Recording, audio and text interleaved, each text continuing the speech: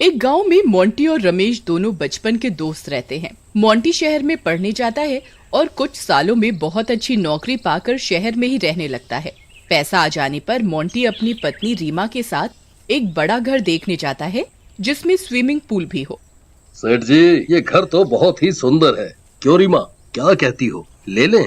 वह बहुत ही आलीशान घर होता है और उन दोनों को देखते ही पसंद आ जाता है और वो उसे खरीद लेते हैं।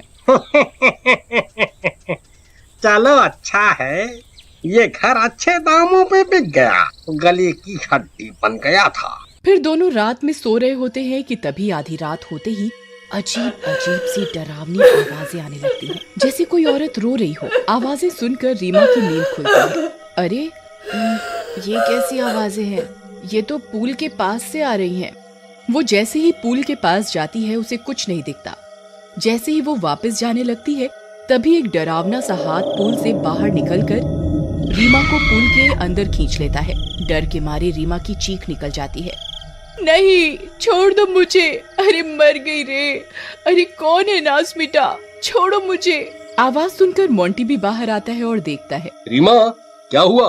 तुम इतनी रात में पुल में नहा रही हो? मुझसे रहा ही नहीं गया, इतना सुंदर पूल है। अरे अंदर चलो, सो जाओ अब। रीमा पूल से बाहर आती है और मोंटी का हाथ पकड़कर अंदर जाने लगती है। वो पीछे मुड़कर पूल की तरफ देखकर हंसती है। उसका चेहरा आधा चुड़ैल सा हो जाता है और आंखें खतरनाक बड़ी और डरावनी हो जाती हैं। अरे अब क्या हुआ? चलो, तुम्हारा पुल कहीं भागा नहीं जा रहा, कल नहा लेना इसमें। मोंटी को रीमा का भूतिया चेहरा नहीं दिखता। हाँ, चलो राजा जी। अगले दिन दोनों नए घर की खुशी में पार्टी करने की सोचते हैं और अपने दोस्त रमेश को भी बुलाते हैं। फिर रमेश अपनी पत्नी कविता के साथ गांव से शहर जाता है। मोंटी के घर पहुंचते ही, अरे दैया रे दैया, ये कितना बड़ा घर है जी, इसमें तो हमरा पूरा गांव रह ले। अरे अब ऐसे मत करो, चलो अंदर चलो। फिर दोनों अंदर जाते हैं। रमेश मेरे भाई, तू आ गया, मैं बहुत खुश हूँ।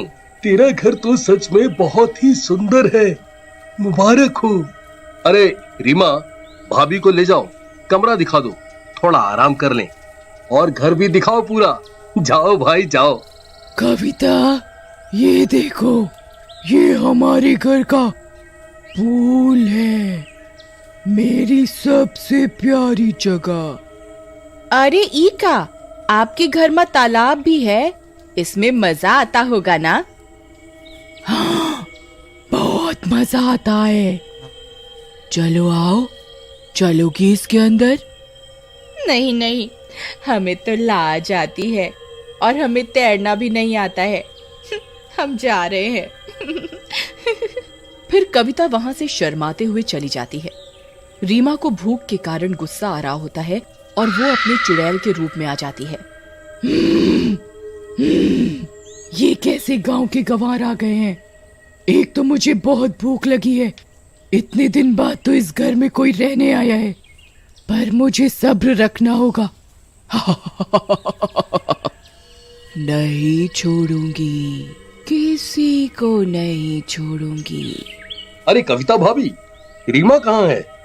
वो पुलवा के पास है। अरे यार, पता नहीं इसे पुल से इतना प्यार क्यों है, हर टाइम वहीं रहती है। रमेश, तुम और भाभी कमरे में जाओ, आराम करो, मैं रीमा को देखता हूँ। अरे रीमा, ओ रीमा, रीमा। आ गया रीमा रीमा करता हुआ, दिल तो करता है इस नामाकूल को ही कच्चा चबा जाऊं।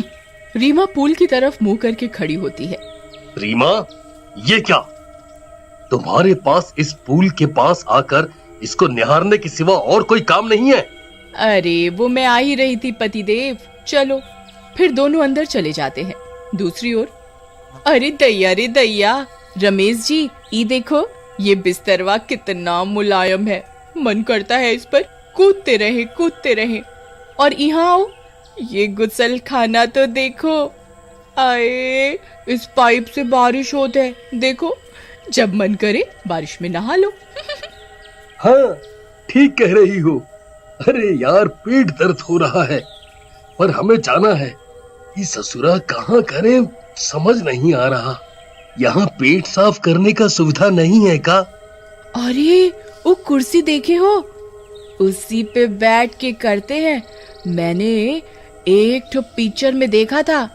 तुमने पिक्चर में देखा था मतलब? अच्छा अच्छा, ठीक है। फिर अगले दिन पार्टी होती है और पार्टी में काफी लोग आते हैं। मोंटी के काफी पड़ोसी भी आए होते हैं। तभी एक औरत घर देखते देखते पूल के पास चली जाती है और तभी चुड़ैल का हाथ पूल से बाहर निकलता है और उस औरत को अंदर खींच लेता है। उस औरत का पति राहुल उसे ढूंढने लगता है और मोंटी से कहता है, भाई तुम्हारी तो हिम्मत की दाद तेरी होगी जो ये घर खरीद लिया। तुम्हें नहीं पता यहाँ तो। अरे भाई साहब, भाभी जी आपको कब से बाहर ढूंढ रही हैं पूल के पास। अरे नहीं, पूल के पास क्यों चली गई, उससे मना भी किया था। अरे रीमा, तुम्हारे मुंह पे ये खून कैसे लग गया और आंखें लाल हैं, ज्यादा पीली क्या? खून कहाँ? अरे वो कुछ खाया था तो सॉस लग गई होगी। फिर राहुल पूल के पास भाग कर जाता है पर वहां कोई नहीं होता और तभी पूल से चुड़ैल बाहर आती है।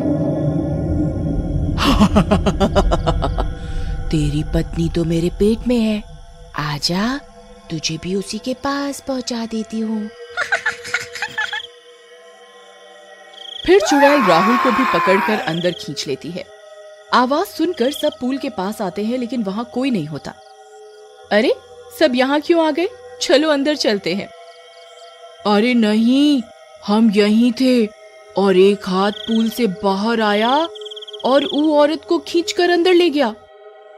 हमें बहुत डर लग रहा है रमेश जी, ये तो भूतिया तालाब है।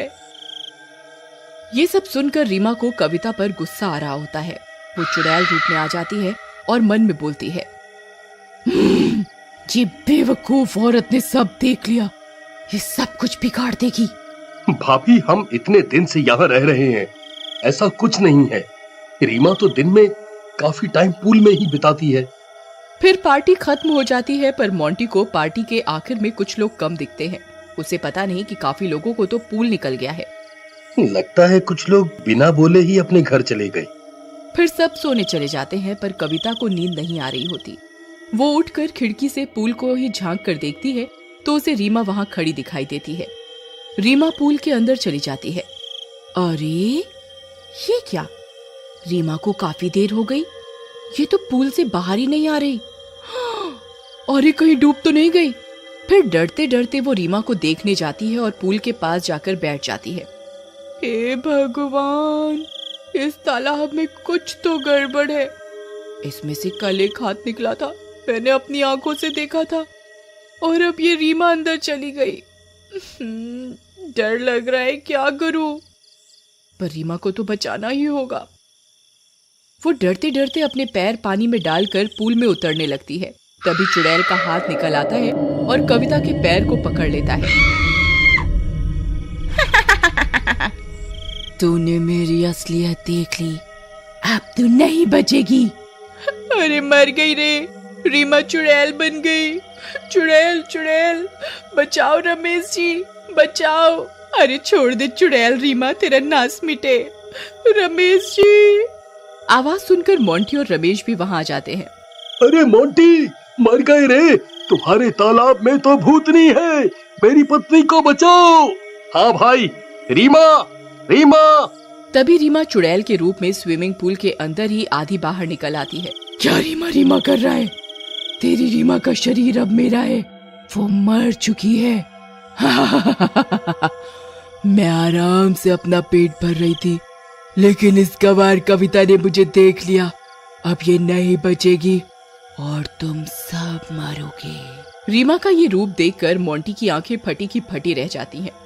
रमेश भाग कर जाता है और मिट्टी का तेल पूल में डालकर उसमें आग लगा देता है। पानी में आग लगते ही चुड़ैल जलने लगती है। नहीं मोंटी, मैं तुम्हारी रीमा हूँ, मुझे बचा लो। अरे मर गई रे।